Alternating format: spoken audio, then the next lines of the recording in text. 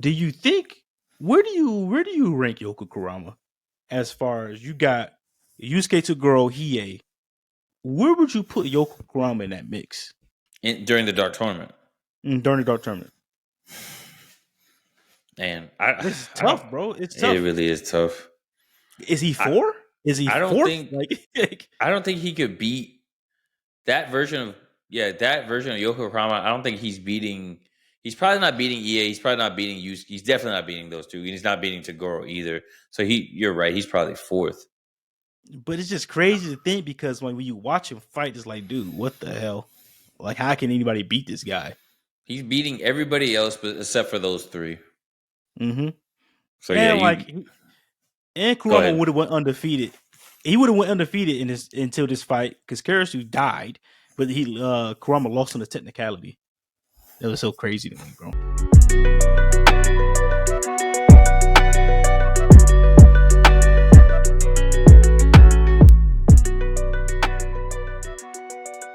Let's start off with fights and moments. Are there any fights and moments that stand out to you?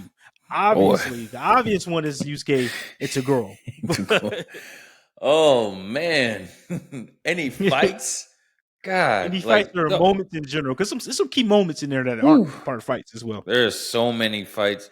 So I'm gonna go ahead and say probably one of my top fights in the whole arc is the fight with EA and Bui. EA and Bui, because EA pops off when he's fighting Bui boy. Like his techniques, everything he uses, and the fact that when he finally used the last dragon of the darkness flame that he uses, he actually absorbs the dragon, and he says he became the dragon. So that's why Bui's attacks after every other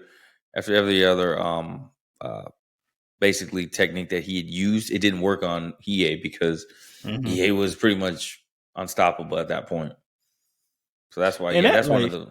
What's that?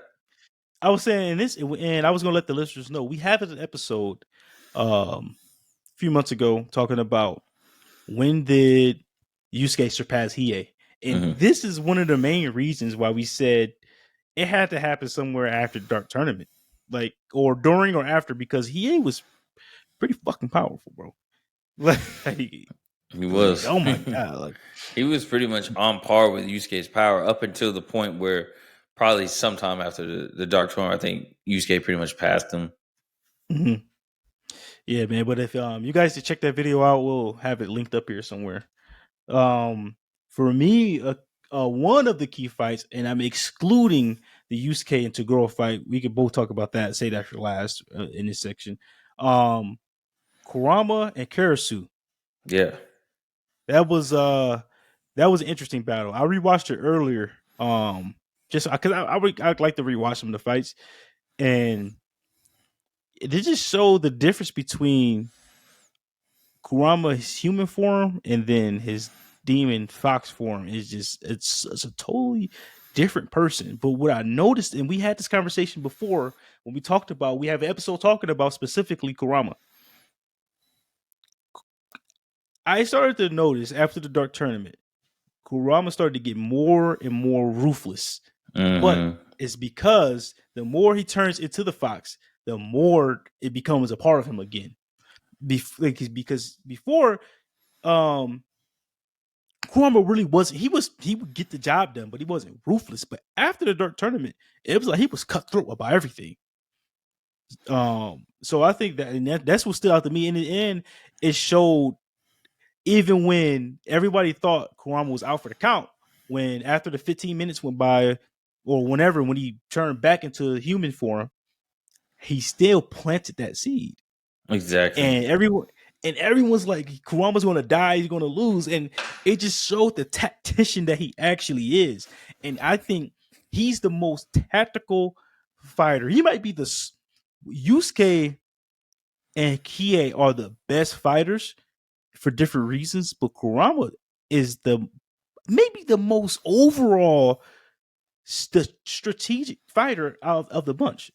I never really thought about it until I watched this fight, like how he has plan on top of plan on top of plan, backup on top of backup on top of backup. Like it's And crazy, fighting bro. him is like playing a game of chess. Like he already has his Yeah. moves already Mm-hmm. all planned out. And just to hit on the point that you brought up, as far as like every time that Kurama becomes Yoko Kurama, he becomes more like Yoko Kurama. He does gain more of his power every time he goes back into his human form. He actually has Mm-hmm. more strength, more spirit energy, more ability to withstand like hits and attacks, because he's basically gaining more of Yoko Kurama's strength, and he's more basically gaining more of like his demon Yep. power, so to speak, as far as like him just being able to fight and become stronger. Now he's still pretty much the same person, same personality, same mindset, but now Mm-hmm. he has the actual physical prowess to carry out some of these attacks, and he has some of those other attacks that Yoko Kurama always carried in his bag. And there's a Mm-hmm. lot. There's a lot of things, and Dude. it's just crazy to me to think of this, that there are attacks that Kurama has that Yoko can't do, but there's attacks that Yoko has that Kurama can't do. So whenever he either side of the coin, he has limitless attacks. It's Dude, it's like nice. an And infinite different fighting bag. styles. Different Yeah. fighting styles completely. Literally completely Yes. different fighting styles. That's true, because And think about this. Yoko Kurama, or not Yoko Kurama. Kurama uses the rose whip, whereas Yoko Kurama will use like the plants that devour people. Like he'll mm-hmm. use like some type of like it's like this not, I'm not gonna Mm-hmm. say like a spear, but it's like this thing he puts on his hand and tries to stab people with it. Mm-hmm. As far as like it's like a plant. He'll use that, or he'll use like up close attacks, like with his hands or whatever. So it's completely different, like you said, completely different fighting styles when you have the two in the whenever you have to fight them. I always wondered. So Yoko Kurama in the Dark Tournament obviously isn't at full power. Mm. Do you think where do you rank Yoko Kurama as far as you got Yusuke Toguro Hiei? Where would you put Yoko Kurama in that mix During the Dark Tournament, during the Dark Tournament? and This is I don't. tough, bro. It's It tough. really is tough. Is he I four? Is he I don't fourth? think Like I don't think he could beat that version of that version of Yoko Kurama. I don't think he's beating. He's probably not beating EA. He's probably not beating Yusuke. He's definitely not beating those two. And he's not beating Toguro either. So you're right. He's probably fourth. but it's just crazy to think because when you watch him fight, it's like, dude, what the hell? Like, how can anybody beat this guy? He's beating everybody else, but except for those three. Mm-hmm. So yeah, And you and go Kurama ahead. would have went undefeated. He would have went undefeated in this until this fight because Karasu died, but Kurama lost on the technicality. That was so crazy to me, bro. Still to this day, True. I'm like, what the fuck? Um, First time a dead guy won. yeah, bro. Another fight that stood out to me and that shows some character growth and development was Kuwabara and Elder Toguro. Yeah. What are your thoughts on that fight? So when we look at that fight, we see that Kuwabara is one type of person that he will fight to the very end. Like Mm. it takes his courage, it takes like all of his spirit energy, it takes all of it like his mindset, but and all of his heart. But he will fight to the end. And to me, as far as like him fighting Elder Toguro, Yep. you see that he's scared. He's scared in the Mm-hmm. beginning.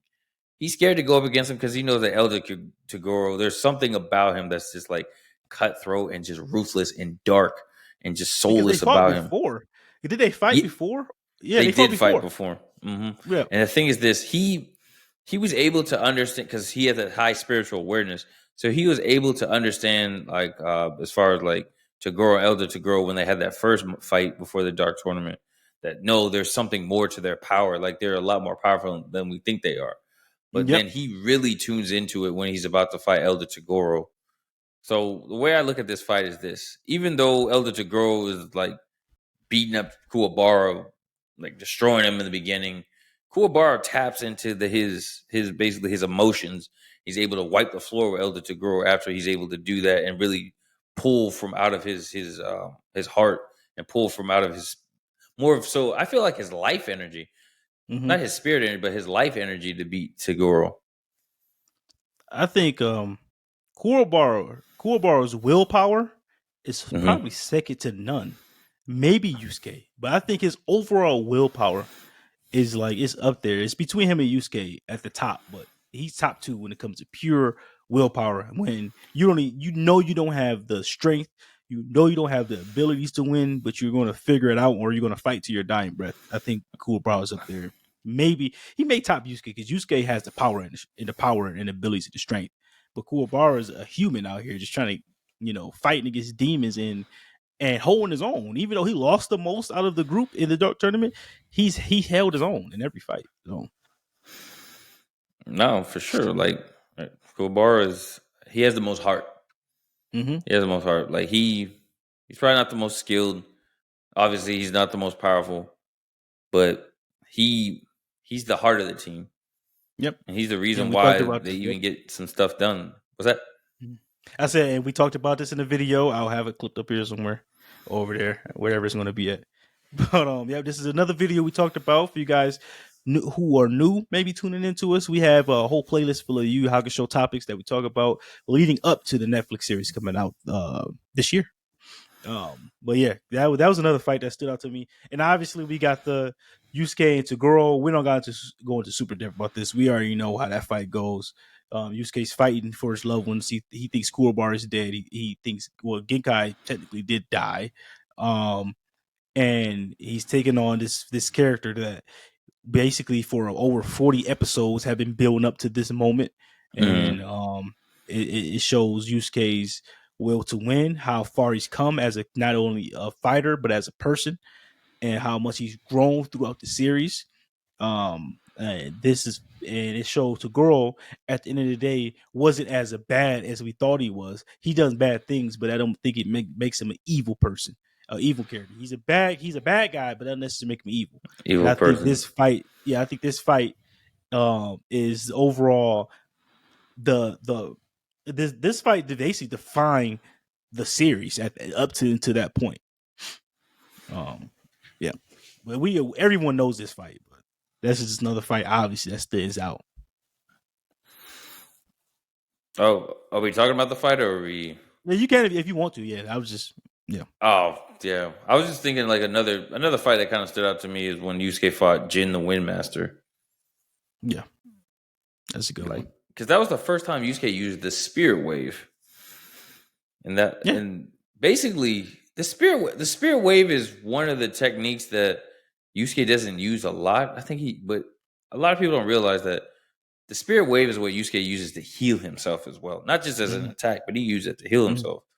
That's why he has a high endurance, and he's able to take on like a lot of opponents at once, which is another skill set that Yusuke has. The fact that he has that versatility, and he's able to just go for days, literally days, fighting because of the spirit wave. So that's another reason why that fight was like just basically I feel one of the more pivotal in the arcs.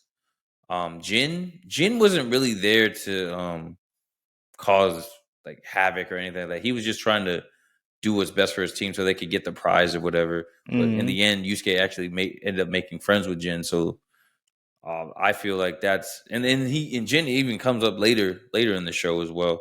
I feel like that's one of the more important pieces to that arc. Absolutely. And there are a lot of moments throughout the arc.